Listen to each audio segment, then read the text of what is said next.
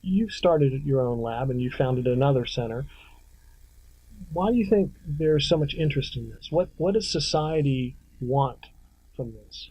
Well, I think we all experience problems with our own decision making. So no one, if you ask anyone, they say, are you a good decision maker? They usually they may say, I'm pretty good, but everybody experiences problems where they don't make the right decision, or they just find they're tempted by something, or they give in and make a choice they know they shouldn't make.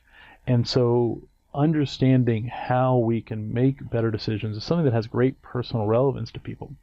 And if you tell people that the reason why you make bad decisions is because you have a lack of willpower, then that doesn't really solve anything. It's giving you another name for what you already knew. But if you can start creating models and explain, oh, here's why people show this general bias. It has to do with the fact that you evolved to make these other sort of decisions, and your brain is well adapted to that other decision, but it brings that capacity over to a new area, and that in that new area you're not so good. People like that. It gives them an explanation for something they face, and by giving them that explanation, it also may point to a solution where they can change the situation or the way they think about a decision problem, and then they make better decisions.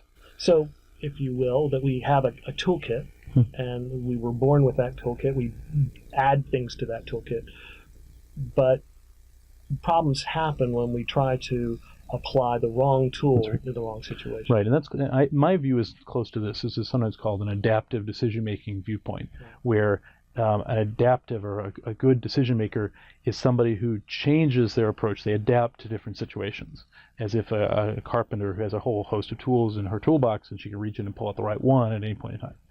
Other people have historically thought of this as more of a general purpose, single decision-making mechanism, which works well in some cases and even can lead to some very elegant mathematical models, but it doesn't explain some of the biases that behavioral economics has shown. And so my own sense is that the right way to think about it is that the brain has adapted, and it's opportunistic. It will bring different resources to bear depending on the problem. And so as a decision maker, or somebody who, let's say, wants to help people make better decisions, then one thing we can do is not just tell them they're bad at it, but give them sort of the guidance so they know which tool to apply in which situation. I've been researching the way we present information in high-stakes scenarios, and I found some things that were unfortunately kind of disturbing. Yeah. It seems like we've been optimizing for the dissemination of information as opposed to its retention or its application. And this seems to have been the case throughout our evolution. The dissemination of information was the real problem. But we're still struggling with making that transition today. There was a General Mathis, masters that had said basically that PowerPoint, these kinds of presentations that we give are dangerous because they give the illusion of understanding. Yeah, one of the things that I agree with the sentiment very much. So one of the real challenges is that recent research on retention has shown that it's very counterintuitive. So in fact, to the degree to which something seems simple and easily understood is inversely proportional to how well you later retain it.